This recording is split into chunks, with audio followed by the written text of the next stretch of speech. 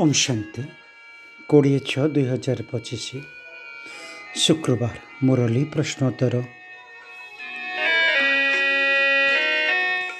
यही प्रश्नोत्तर व्यवहृत होइतिबा बाबा शब्द परमात्मा निमंते प्रयोग होइछि बोली बुझिबागु अनुरोध।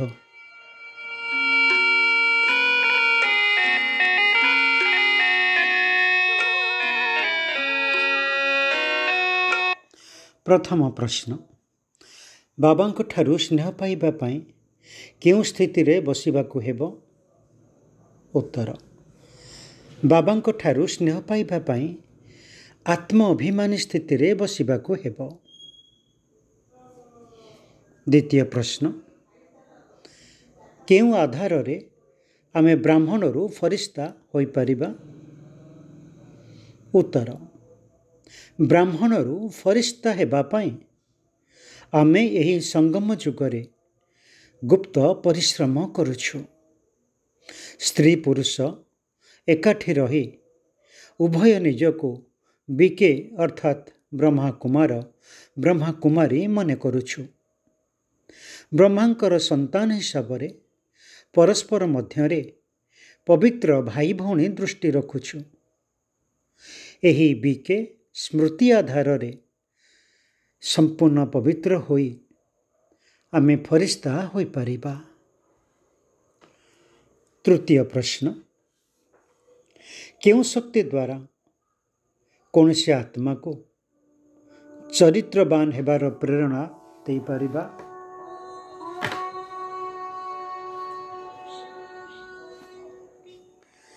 उत्तर, जेपरी अंतरिक्ष यान रे बसिथिबा यात्री माने उच्चरे थिबा कारणरू सारा पृथ्वीर जेउ स्थानर फोटो उठाइबा को चाहिबे उठाई पारिबे, सेहीपरि शांतिर शक्ति आधार रे अंतर्मुखी यान रे बसी मानसिक शक्ति द्वारा जेकोसी आत्मा को चरित्रवान हेबार बा श्रेष्ठ आत्मा हेबार प्रेरणा देई पारिबा।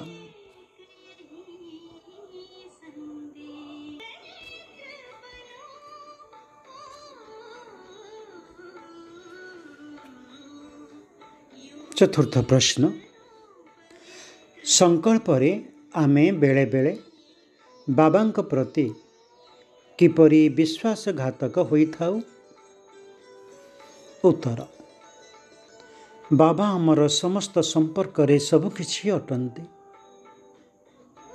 जेते बेले आमे संकल्प रे मध्य कौनसी देहधारी प्रति आकर्षित होई मन बुद्धि सेई आड़े लगाई देउ एवं बाबा को भूली जाओ, ताहा बाबा प्रति विश्वासघातकता करिबा अटे। पंचम प्रश्न, जेउ माने एकमात्र बाबा ठारू सर्व संबंधर अनुभव करुथांती सेमानक लक्षण किपरि होइथाए? उत्तर, सेमाने अन्य सबु संबंध गुड़ी को निमित्त मात्र अनुभव करुथांती। सेमाने सर्वदा खुशी रे नाचिबा वाला होई थांती। केबे भी क्लांत हेबार अनुभव करंती नाही। केवल बाबा एवं सेवा एही लगन रे मगन होई थांती। विघ्न द्वारा अटकी जिबा परिवर्ते सेमाने विघ्न विनाशक होई थांती। सेमानंकु सर्व संबंधर अनुभूति एकमात्र बाबांक ठारू हेउथिबा कारणरू सेमाने सर्वदा डबल लाइट स्थिति रे रहुथांती। कौनसी बोझर अनुभव करंती नाही। सेमानंकर समस्त अभियोग समाप्त होई जाए। सेमाने संपूर्ण स्थितिर अनुभूति करिथांती एवं सहज योगी होई थांती। षष्ठ प्रश्न, राजपद प्राप्त करिबा पाई कौन करिबाकु हेबो? उत्तर, राजपद प्राप्त करिबा पाई ज्ञान एवं जोग सहित ଅନ୍ୟମାନଙ୍କୁ ନିଜ ସମାନ କରିବାର ସେବା ବହୁତ କରିବାକୁ ହେବ। ନିଜର ଦୃଷ୍ଟିକୁ ବହୁତ ଶୁଦ୍ଧ ପବିତ୍ର କରିବାକୁ ହେବ। ସପ୍ତମ ପ୍ରଶ୍ନ, ଆମର ଖୁସିର ନିଶା କାହିଁକି କମି କମି ଯାଇଥାଏ? ଉତ୍ତର, ବାବା ଆମକୁ ରାଜଯୋଗ ଶିଖାଉଛନ୍ତି। ବାବାଙ୍କ ଠାରୁ ଆମେ ସ୍ୱର୍ଗର ସମ୍ପତ୍ତି ନେଉଛୁ। ଏହି ଚିନ୍ତନ ସାରା ଦିନ ବୁଦ୍ଧିରେ ରହିବା ଆବଶ୍ୟକ। ଏଇଥିରେ ହିଁ ପରିଶ୍ରମ ରହିଛି। ଏହାକୁ ଘଡ଼ି ଘଡ଼ି ଭୁଲି ଯାଉଥିବାରୁ ଆମର ଖୁସିର ନିଶା କମି କମି ଯାଇଥାଏ। ଅଷ୍ଟମ ପ୍ରଶ୍ନ, ଆତ୍ମା ଏବଂ ପରମାତ୍ମାଙ୍କର ମେଳା କେବେ ଲାଗିଥାଏ? ଉତ୍ତର, ପ୍ରତି କଳ୍ପର ସଙ୍ଗମ ଯୁଗରେ ଆତ୍ମା ଏବଂ ପରମାତ୍ମାଙ୍କର ମେଳା ଲାଗିଥାଏ। ବର୍ତ୍ତମାନ ଏହି ସଙ୍ଗମ ଯୁଗରେ ଆତ୍ମା ଏବଂ ପରମାତ୍ମାଙ୍କର ମେଳା ହେଉଛି। ପୂର୍ବ କଳ୍ପରେ ମଧ୍ୟ ଏହି ମେଳା ଲାଗିଥିଲା। ନିଶ୍ଚୟ କଳିଯୁଗର ଅନ୍ତ ଏବଂ ସତ୍ୟଯୁଗ ଆଦିର ସଙ୍ଗମରେ ହିଁ ଲାଗିଥାଏ। କାରଣ ପରମାତ୍ମା ଏହି ସମୟରେ ଆସି ଆତ୍ମାମାନଙ୍କୁ ଜ୍ଞାନ ଦେଇ କଳିଯୁଗ ନର୍କରୁ ସତ୍ୟଯୁଗ ସ୍ୱର୍ଗକୁ ପଠାଇଥାନ୍ତି। ନବମ ପ୍ରଶ୍ନ, ଶିବ ଏବଂ ବ୍ରହ୍ମା ବିଷ୍ଣୁ ଶଙ୍କରଙ୍କ ମଧ୍ୟରେ ସମ୍ବନ୍ଧ କ'ଣ ଅଛି? ଉତ୍ତର, ଉଚ୍ଚରୁ ଉଚ୍ଚ ହେଉଛନ୍ତି ଭଗବାନ ଶିବ। ସେ ହେଉଛନ୍ତି ବାବା, ପରମଧାମରେ ରୁହନ୍ତି। ପୁଣି ତଳକୁ ଆସିଲେ ସୂକ୍ଷ୍ମ ଲୋକରେ ରହିଛନ୍ତି ବ୍ରହ୍ମା, ବିଷ୍ଣୁ, ଶଙ୍କର। ସେମାନେ ଆକାରୀ ଦେବତା ଅଟନ୍ତି।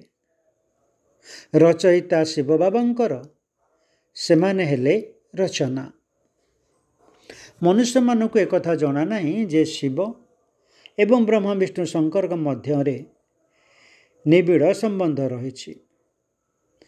ଶିବଙ୍କୁ ତେଣୁ ତ୍ରିମୂର୍ତ୍ତି ଶିବ କୁହାଯାଏ। ଯଦିଓ ତ୍ରିମୂର୍ତ୍ତି ଚିତ୍ର ନାମୀଗ୍ରାମୀ ଅଟେ, କିନ୍ତୁ କାହାକୁ ହେଲେ ବି ଏମାନଙ୍କର ଜୀବନ କାହାଣୀ ଜଣା ନାହିଁ। ଏହି ତିନି ଜଣ ହେଉଛନ୍ତି ଦେବତା। ଶିବ ହେଉଛନ୍ତି ପରମାତ୍ମା। ଏମାନେ ହେଲେ ସୂକ୍ଷ୍ମ ଲୋକ ନିବାସୀ, ତାଙ୍କର ରଚନା। ଉପରେ ଅର୍ଥାତ୍ ବ୍ରହ୍ମଲୋକରେ ରହିଛନ୍ତି ଶିବ ବାବା। ତିନି ଦେବତାଙ୍କ ମଧ୍ୟରେ ମୁଖ୍ୟ ହେଲେ ବ୍ରହ୍ମା ଏବଂ ବିଷ୍ଣୁ। ଦଶମ ପ୍ରଶ୍ନ,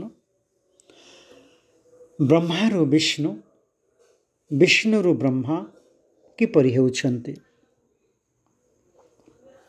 ଉତ୍ତର, ସୃଷ୍ଟିଚକ୍ର ନାଟକରେ ସତ୍ୟଯୁଗରେ ରାଜତ୍ୱ କରୁଥିବା ଶ୍ରୀ ନାରାୟଣ ବା ବିଷ୍ଣୁ ପୁନର୍ଜନ୍ମ କ୍ରମରେ ସତ୍ୟ, ତ୍ରେତୟା, ଦ୍ୱାପର ଦେଇ 84 ଜନ୍ମ ଅନ୍ତିମ ସୋପାନରେ କଳିଯୁଗ ଶେଷ ସଙ୍ଗମ ଯୁଗରେ ବ୍ରହ୍ମା ରୂପରେ ନିଜ କାର୍ଯ୍ୟ ସମ୍ପାଦନା କରନ୍ତି। ଏହି ସମୟ ଦୀର୍ଘ 5000 ବର୍ଷର ଅଟେ।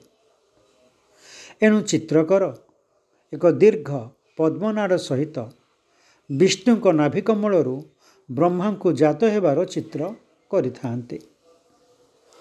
ଅନ୍ୟପକ୍ଷରେ ସଙ୍ଗମ ଯୁଗରେ ଅତି ଅଳ୍ପ ସମୟରେ ଏହି ବ୍ରହ୍ମା ଶିବ ବାବାଙ୍କ ଜ୍ଞାନ ଆଧାରରେ ପବିତ୍ର ହୋଇ ପରମଧାମକୁ ଯାତ୍ରା କରନ୍ତି ଏବଂ ସେଠାରୁ ସତ୍ୟଯୁଗକୁ ଆସି ପୁନଶ୍ଚ ଶ୍ରୀ ନାରାୟଣ ବା ବିଷ୍ଣୁ ହୁଅନ୍ତି।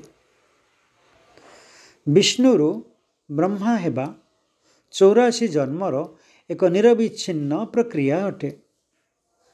କିନ୍ତୁ ବ୍ରହ୍ମାରୁ ବିଷ୍ଣୁ ହେବା ଭିତରେ ମହାବିନାଶ ଏବଂ ପରମଧାମକୁ ଯିବା ଏବଂ ସେଠାରୁ ଆସିବା ହୋଇଥାଏ। ଏଣୁ ସମ୍ଭବତଃ ଏହି କାରଣରୁ ତଥା ଅଜ୍ଞାନତା କାରଣରୁ ପୁରାଣରେ ବ୍ରହ୍ମା କିପରି ବିଷ୍ଣୁ ହୁଅନ୍ତି ତାର ବର୍ଣ୍ଣନା ନାହିଁ। ତେବେ ସଙ୍ଗମ ଯୁଗର ଗୁରୁତ୍ୱକୁ ଦେଖି କୁହାଯାଇଛି ଯେ प्रथमे प्रथमे ब्रह्मारू विष्णु हेउछन्ति, पुणी विष्णुरू ब्रह्मा हेउछन्ति।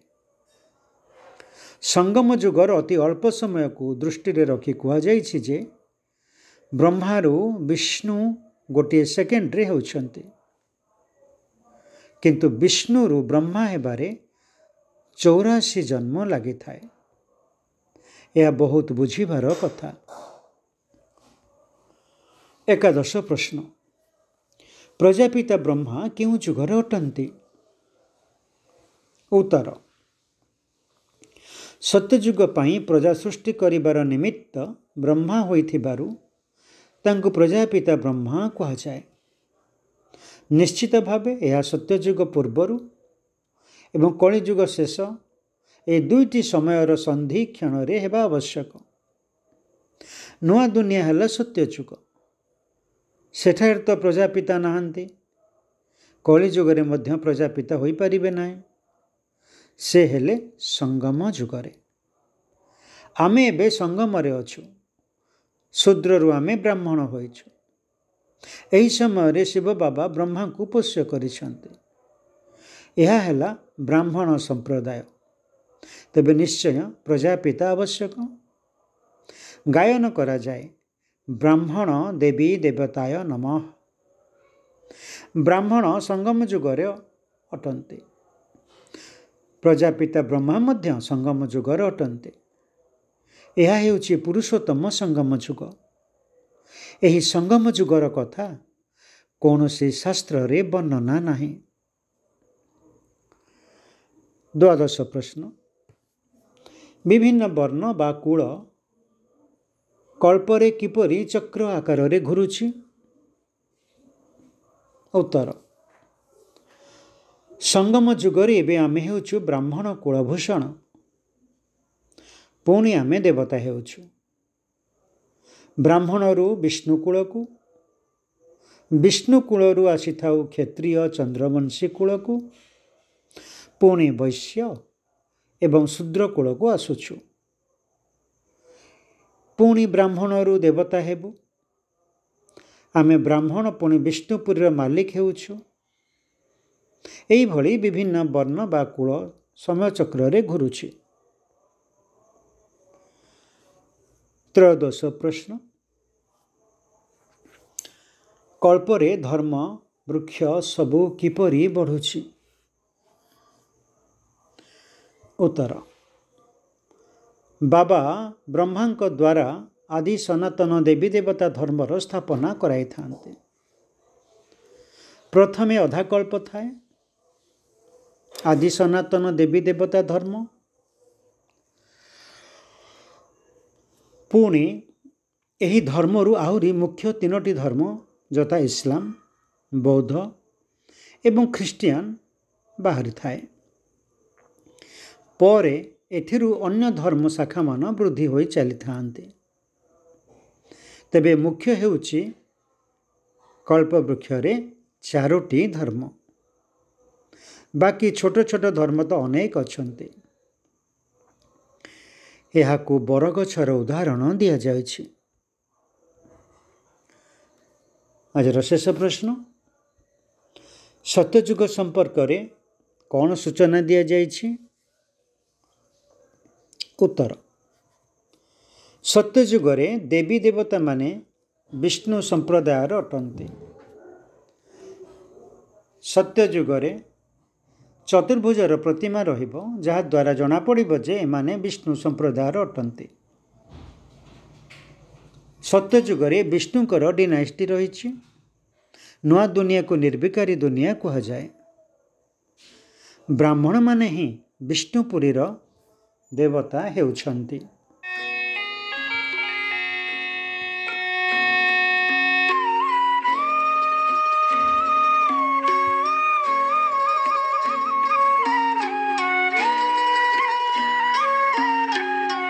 ओम शांति।